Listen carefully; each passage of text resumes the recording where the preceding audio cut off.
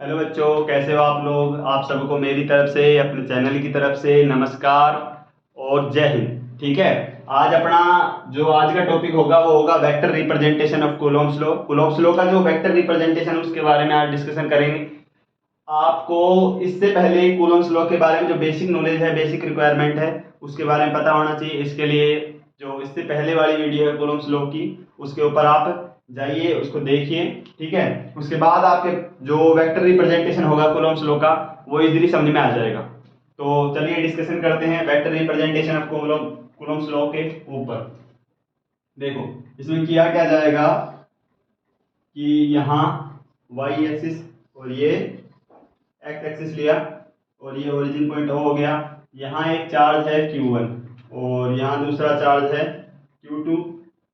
Origin point से Q1 की distance है R1 वेक्टर और Q2 की डिस्टेंस है R2 वेक्टर। अब इधर से ये जो डिस्टेंस हो जाएगी, ये अपने पास क्या हो जाएगा, R12 वेक्टर। इस पे जो फोर्स लगेगा Q1 पे F12 वेक्टर, और इधर Q2 पे लगेगा F21 वेक्टर। अपने को यही रिप्रेजेंट करके बताना है कि जो अपने पास कूलॉम फोर्स है उसका वेक्टर रिप्रेजेंटेशन, जो अगर दो चार्जेस है, दो चार्ज के बीच में, सिंपल सी बात है। कूलॉम्स लॉ क्या होता है, वो कूलॉम्स लॉ यही कहता है कि दो पॉइंट चार्ज है, उनके बीच में क्या तो अट्रैक्टिव फोर्स लगेगा या रिपल्सिव फोर्स लगेगा।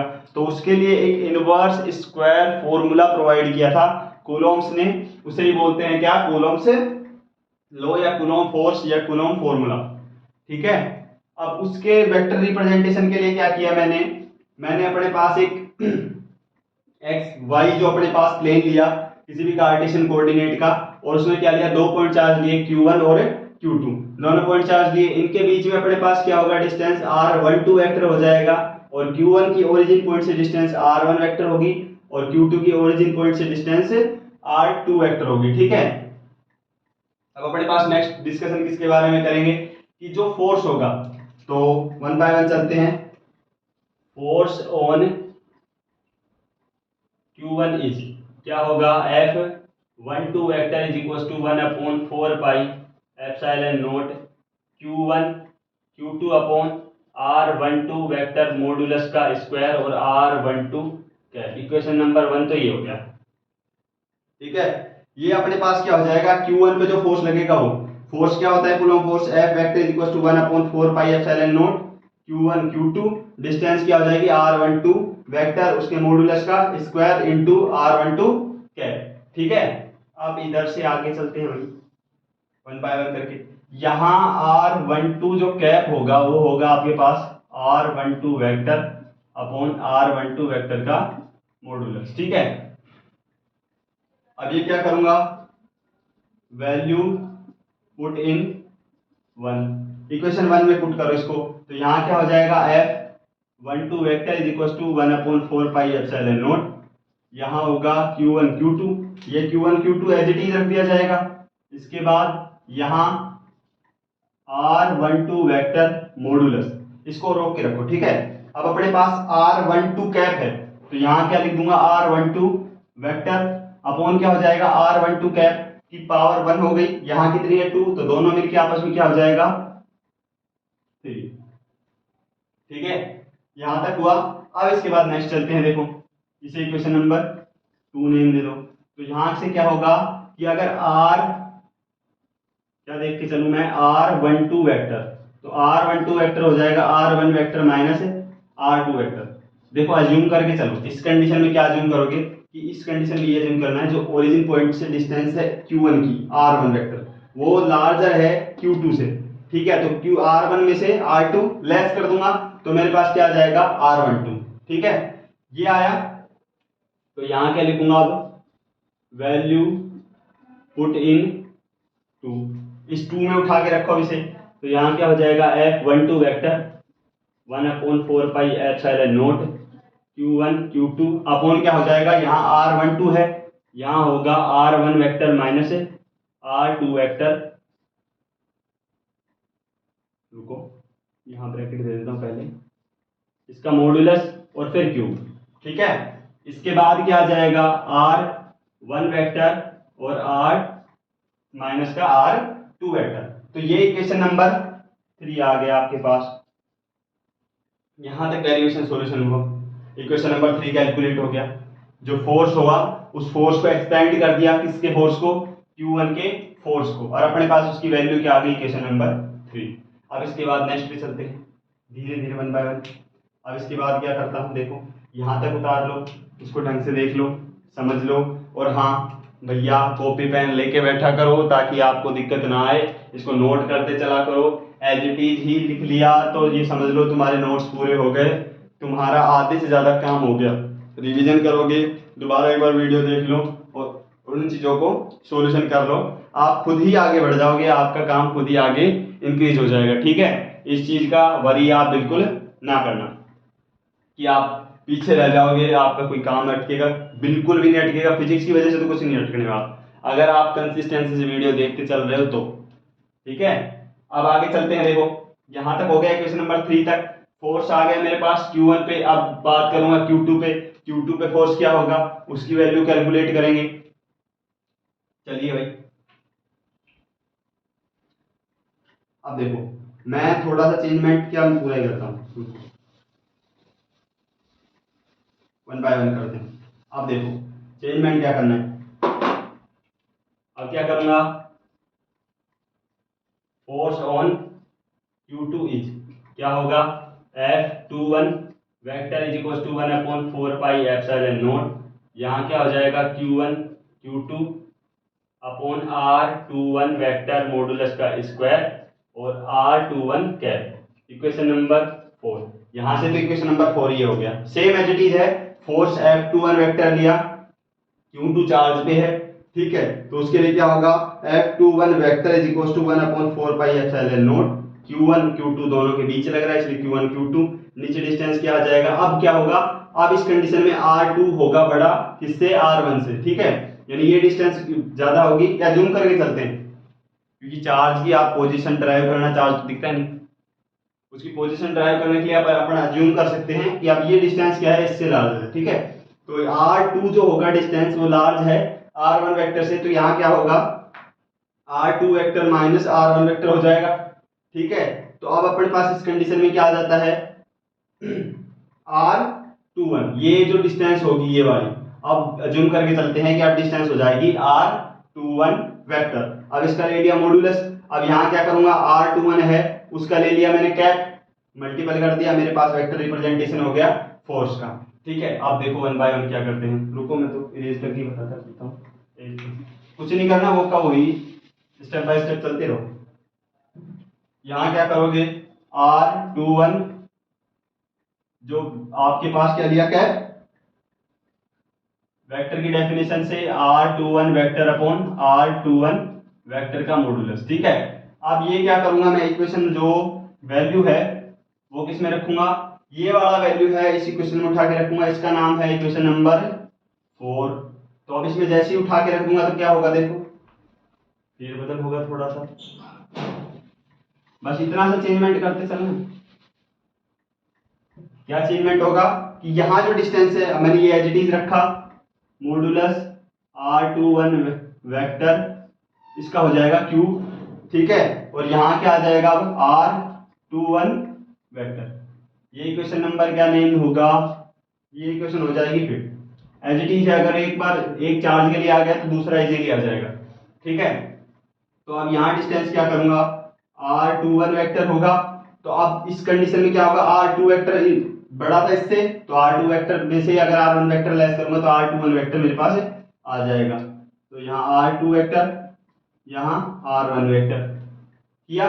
अब इसकी जो वैल्यू होगी ये वैल्यू उठा के रखूंगा इक्वेशन नंबर 5 में, इक्वेशन नंबर 5 में उठा के रख दो। तो इस कंडीशन पे क्या आ जाएगा, इस कंडीशन पे अपने पास आ जाता है F21 vector is equal to होगा 1/4 pi epsilon naught Q1 Q2 as it is. अब ये हो जाएगा R2 vector minus R1 vector, यहां भी क्या होगा, R2 vector minus R1 vector. ठीक है, और ये इक्वेशन क्या आ जाएगी, इक्वेशन नंबर 6।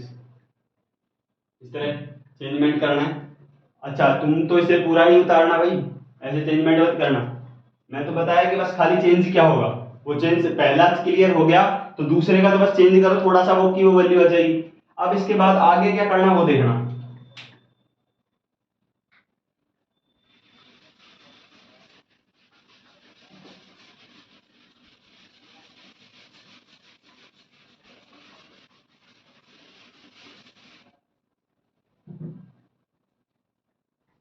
देखो आगे होगा क्या, यहां तक कर लिया। अब इसमें क्या करोगे, F21 वेक्टर लिया, थोड़ा सा सही लिखता हूं, थोड़ा ठीक चल रहा है मार्कर। F21 वेक्टर है, यहां से नेगेटिव कॉमन लो, नेगेटिव साइन कॉमन ले लिया, ये लो लिया, तो क्या बच जाएगा 1/4 pi epsilon naught as it is Q1 Q2 as it is. अब ये R2 vector minus R1 vector है, तो यहां हो जाएगा अब modulus R1 vector minus R2 vector modulus का क्यूब, यहां हो जाएगा R1 vector minus R2 vector. अब देखो ये वैल्यू किसकी है, तो यहां क्या लिख सकता हूं, इक्वेशन नंबर ये आया था, तो फ्रॉम इक्वेशन कौन सा था 3, इक्वेशन नंबर 3, ये जो वैल्यू थी इक्वेशन नंबर 3 की है, और इक्वेशन नंबर 3 से क्या आया था कि F21 vector is equal to minus F12 vector, यहां तक आ गया। यानी कि जो Q2 फोर्स लगाएगा Q1 पे और Q1 लगाएगा Q2 पे, ये दोनों फोर्स मैग्नीट्यूड में तो सेम होंगे, उनका मैग्नीट्यूड तो सेम होगा, बट उनकी डायरेक्शन एक दूसरे से अपोजिट हो जाती है, क्या तो ऐसे होगी या ऐसे, उल्टा अपोजिट, ठीक है। क्या तो वो कैसे हो सकती है, ये Q1 है तो और ये Q2 है, तो फोर्स लगने वाला F12 वेक्टर और F21 वेक्टर ये हो सकता है, या दूसरा क्या हो जाएगा Q1 ऐसे भग गया, Q1 वाला फोर्स बाहर की तरफ और ये Q2 पे फोर्स बाहर की तरफ, तो ऐसे अपने पास क्या हो जाएगा एक दूसरे से अपोजिट, डायरेक्शन उनकी अपोजिट होगी बट मैग्नीट्यूड सेम होगा, जितना Q1 फोर्स लगाएगा इधर की तरफ उतना ही Q2 लगाएगा इधर की तरफ, इसलिए बस अब जो फोर्स होगा उसका मैग्नीट्यूड सेम, मैग्नीट्यूड क्या होगा, पावर होगी वो सेम होगी। देखो जितना इसने फोर्स लगाया इस पे Q2 पे, उतना ही Q2 ने लगा दिया Q1 पे। यहां क्या होगा कि ये जो इधर लिख लो और अच्छे समझ में आ जाएगा।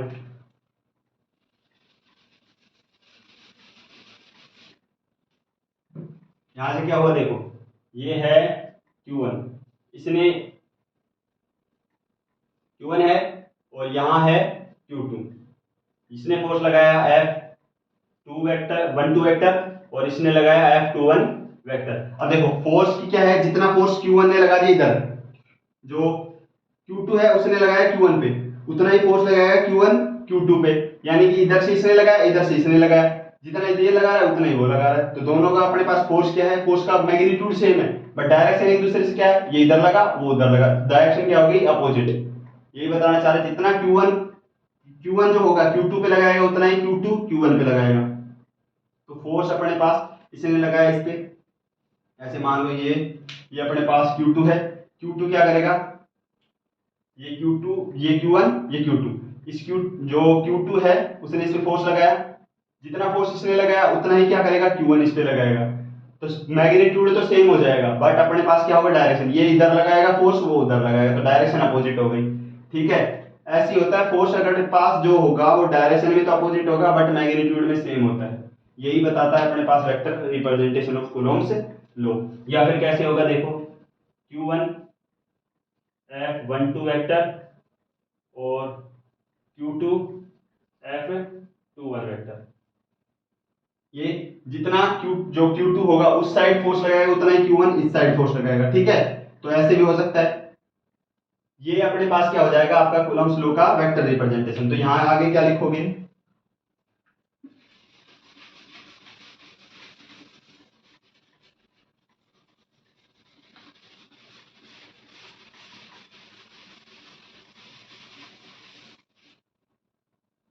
यहां लिखोगे, यहां क्या लिखोगे, इस इक्वेशन नंबर नाम दो 7, according to equation 7 force is same in magnitude but क्या होगा, डिफरेंट इन डायरेक्शन में डिफरेंट होगा। जो according to question number 7 negative sign ये बताएगा कि फोर्स का मैग्नीट्यूड तो सेम है बट डायरेक्शन क्या हो जाएगी, अपोजिट। तो इसे बोलते हैं vector representation of Coulomb's law. ये आपका कूलॉम्स लॉ का वेक्टर रिप्रेजेंटेशन कंप्लीट हो गया। इसके बाद एक छोटा सा पॉइंट और रहता है इसका, वो और डिस्कशन करते हैं। देखो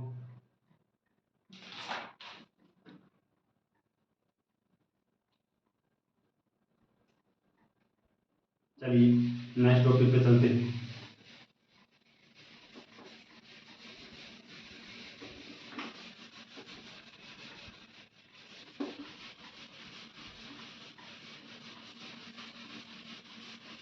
चलिए चलते चलिए चलते चलिए चलते चलिए चलते चलिए चलते चलिए।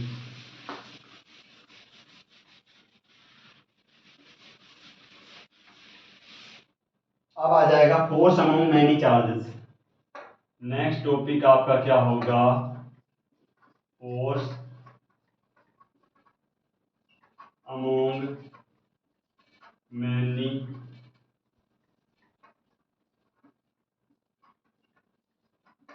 चार्जेस। ठीक है, इसका दूसरा नेम क्या होगा, दूसरा नेम अगर लिखो तो वो होगा सुपर पोजिशन प्रिंसिपल। ठीक है, होगा क्या, देखो फोर्स अमॉन्ग मैनी चार्जेस या फिर इसे बोलते हैं सुपरपोजिशन प्रिंसिपल। ठीक है, सुपरपोजिशन प्रिंसिपल फॉर चार्जेस। ये होगा कैसे, सबसे पहले इसको समझने के लिए, इसे रीड आउट करने के लिए, सुपरपोजिशन प्रिंसिपल क्या होता है उसे समझने के लिए पहले एक डायग्राम देखो। ठीक है, एक फिगर देखो और उस फिगर से देखो और एब्जॉर्ब करो।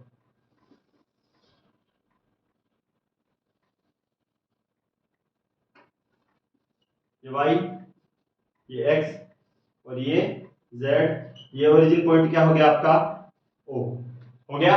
अब चलते चलो, देखो सेंटर में पॉइंट चार्ज लिया मैंने क्या,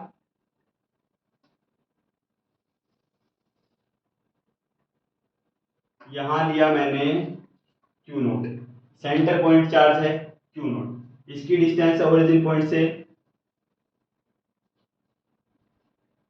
R0 वेक्टर या R0 वेक्टर। इसके पास एक और लाइन ड्रॉ। ठीक है,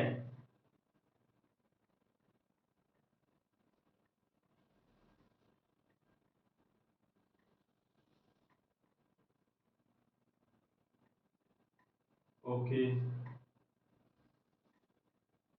इसके बाद एक और ऐसे बताता हूं मैं बारे में।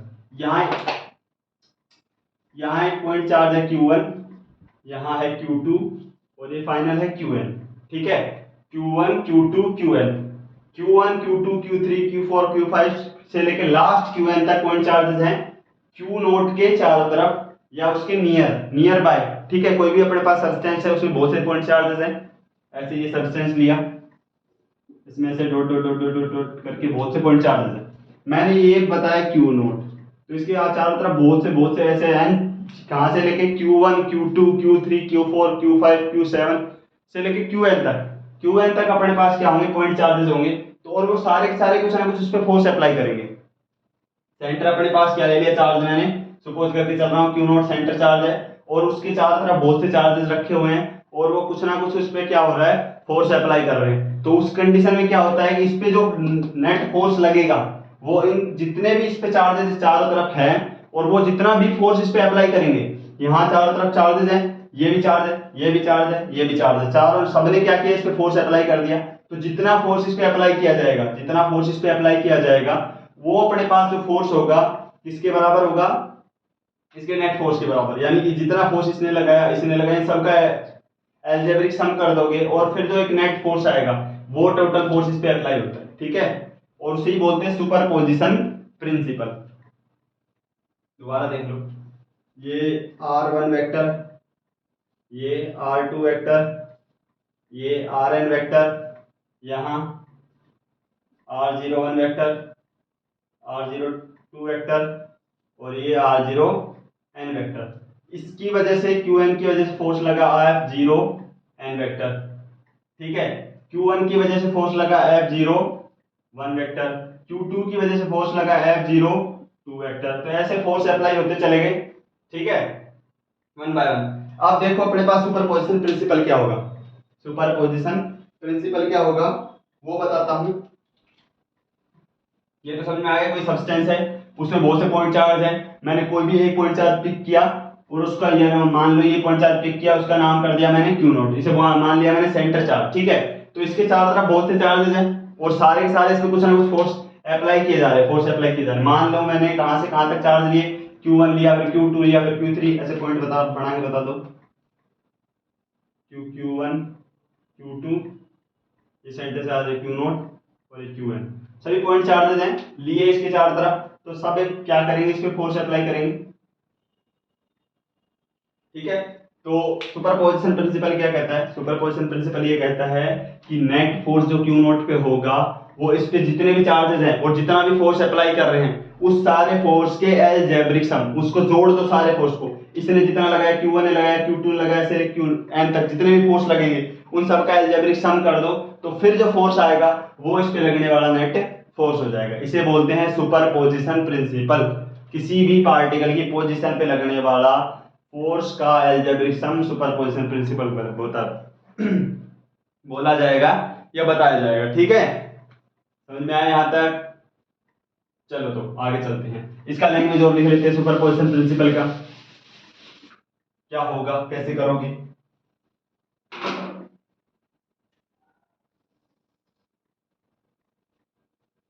इसमें लिखोगे according to superposition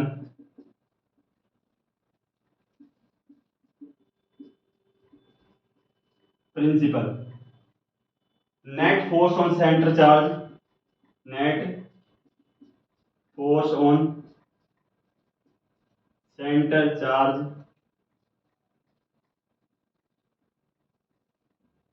center charge is algebraic sum of the force, sum of the force which is applying by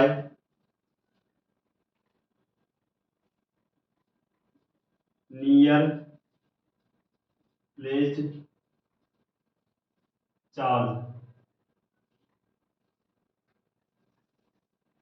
near placed charge, ठीक है। अपने पास यहाँ क्या क्या देखो, according to superposition principle net force on the centre charge is algebraic sum of the force which is applying by the near placed charges, charges कर लो, charges on Q naught, ठीक है।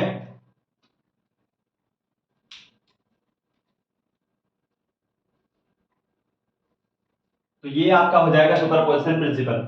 ये क्या कहता है, according to superposition principle net force on the centre charge, ये centre charge है, इस पे जो नेट फोर्स होगा वो अपने पास क्या होगा, on the centre charge is algebraic sum, इन जितने भी अपने पास Q1 Q2 Q3 Q4 से लेके Qn तक, नेट क्या कह रहा है, net force on the centre charge is algebraic sum of the force, इन सभी फोर्स जो है कहाँ, Q1 की वजह से लगा Q नोट पे F01 वेक्टर, और Q2 की वजह से लगा F02 वेक्टर, Qn की वजह से लास्ट लग गया F0n वेक्टर, तो इन सब का अलजेब्रिक सम कर दूं, is centre charge is algebraic sum of the force which is applying by, इधर बाय लिख लेना, applying by near placed charges on Q naught is called superposition principle, ठीक है। तो यहाँ क्या होगा, F naught vector is equal to हो जाएगा F01 vector F02 vector plus F03 vector से लेके कहाँ तक, F0n वेक्टर तक। ठीक है, तो ये बोला जाता है आपका सुपरपोजिशन प्रिंसिपल। इट इज, इसे बोलेंगे इट इज कॉल्ड सुपरपोजिशन। थोड़ा सा रुको, इसको इरेज कर देता हूँ, सही से लिख देता हूँ, लिखना पड़ता है, इधर लिख देता हूँ।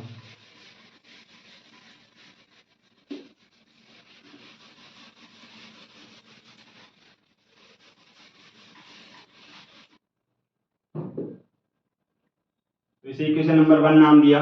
यहाँ क्या लिखूंगा, equation 1 is called superposition principal.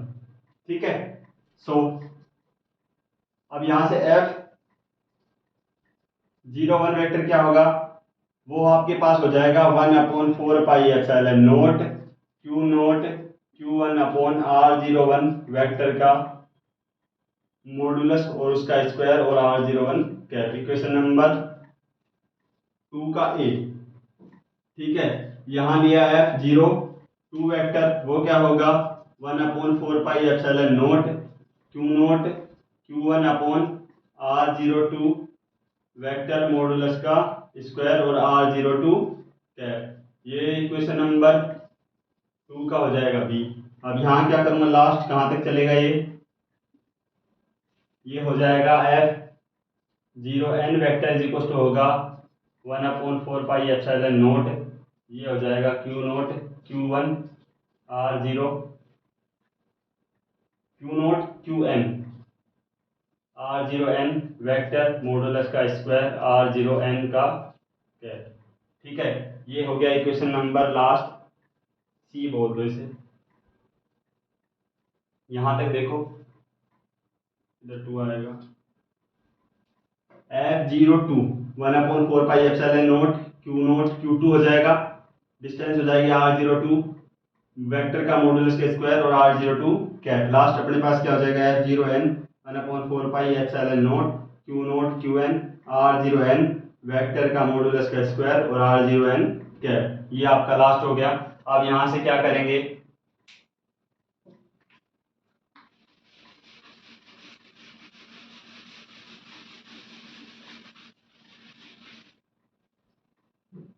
देखो, अब यहां से क्या लिखूंगा कि 2A 2B and 2C put in 1 रखो, तो यहां से क्या आएगा वो देखो, ये 1 है।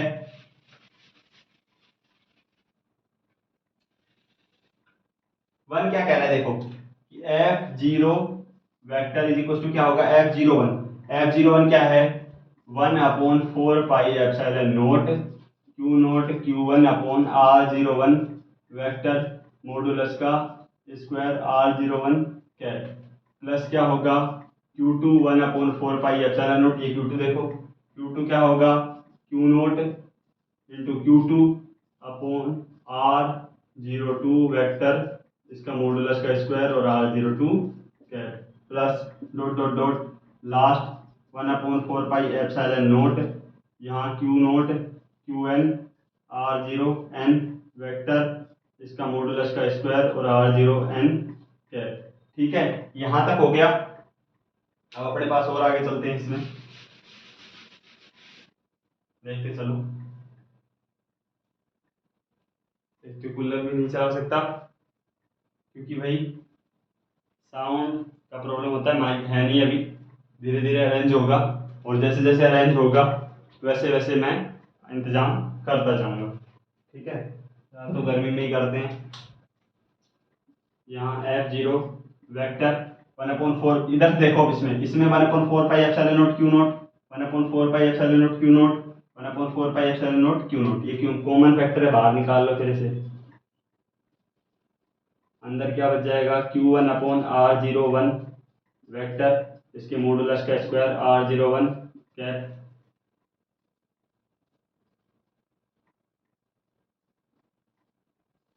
R02 कैप, और यहाँ वेक्टर इसके मॉडुलस का स्क्वायर और R0n कैप। ठीक है, लास्ट टर्म हो गई ये। देखो दोबारा देखो, यहाँ से 1/4 पाई क्यू नोट कॉमन है, इसमें भी है इसमें भी है, सबसे बाहर निकाल लिया। यहाँ से बच गया Q1/R01 वेक्टर का मॉडुलस उसका स्क्वायर इंटू R01 कैप। उसके बाद Q2/R02 वेक्टर मॉडुलस उसका स्क्वायर और R02 cap, plus plus dot dot dot dot करके लास्ट तक गया। तो यहाँ 1/4 पाई क्यू नोट तो बाहर आ गया, क्यू एन बच गया, R0n वेक्टर मॉडुलस का वेक्टर लिया, उसका मॉडुलस लिया, उसका स्क्वायर R0n कैप। अब इसके बाद आगे और करते हैं इसको सॉल्यूशन।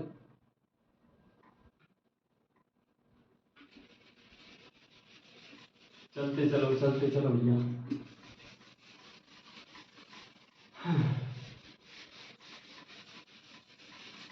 और इस वीडियो में ये कूलॉम्स लॉ पूरा खत्म हो जाएगा अपना। कूलॉम्स लॉ जितना भी डिस्कशन था सारा क्लियर हो जाएगा आपका। ठीक है, चलिए आगे चलते हैं। देखो, अब इसके बाद क्या करता हूँ, I is equal to single particle या जो 1 is equal to 2 is equal to 3 से लेके एन के इक्विवेलेंट होगा, और इसे नाम दे दूंगा इक्वेशन नंबर 3। ठीक है, सो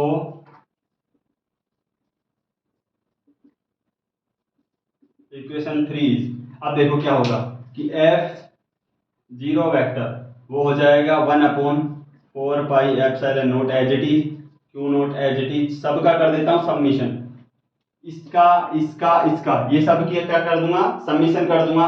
अब मैंने क्या माना, आई इज इक्वल टू 1 2 3 से लेके एन तक, 1 2 3 4 5 से लेके एन तक हो गया। तो यहाँ अपने पास सबमिशन कर दिया, I is equal to 1 from n particle या 1 फॉर एन पार्टिकल्स।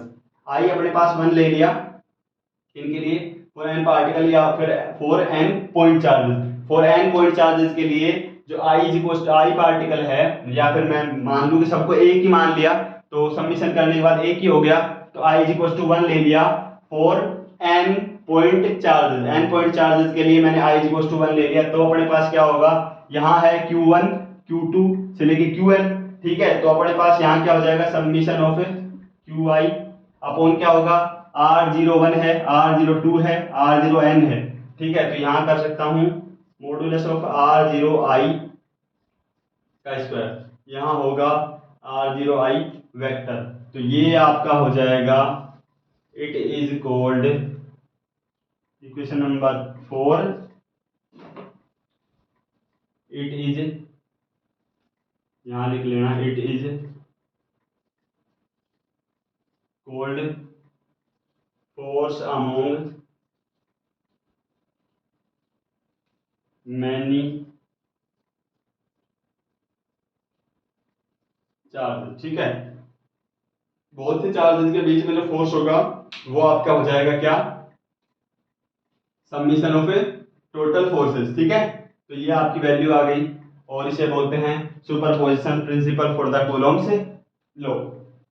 ठीक है, और इधर वेक्टर कैप आएगा, ये कैप हो जाएगा। ठीक है, चलिए ये तो आपका क्लियर हुआ। इसके बाद आगे क्या करते हैं, नेक्स्ट क्या होगा कि लास्ट पॉइंट बचेगा कि some important points for coulomb's law. Coulomb's law के लिए कुछ इंपॉर्टेंट पॉइंट क्या होंगे वो देखते चलो।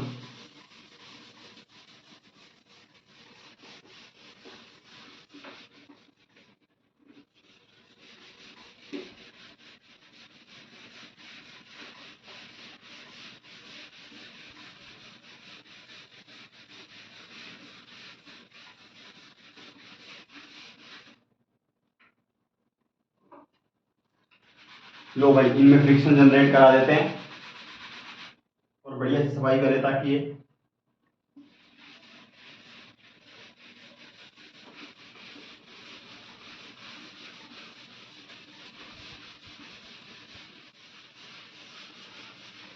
चलो भाई एक मिनट रुकना, मैं वीडियो देखता हूँ टाइमिंग क्या होगी। ओहो, ओनली 5 मिनट, 5 मिनट देना। यहाँ क्या होगा, some important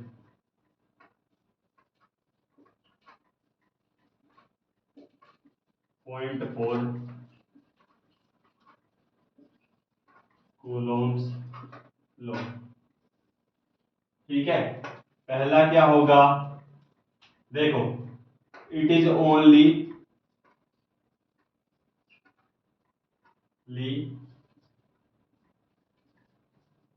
apply on rest charges.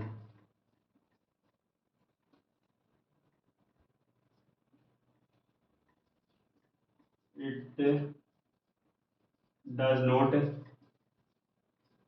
Apply on motion charge.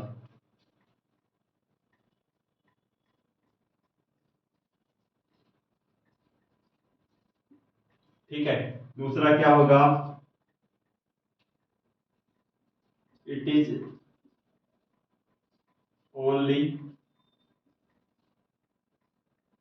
Apply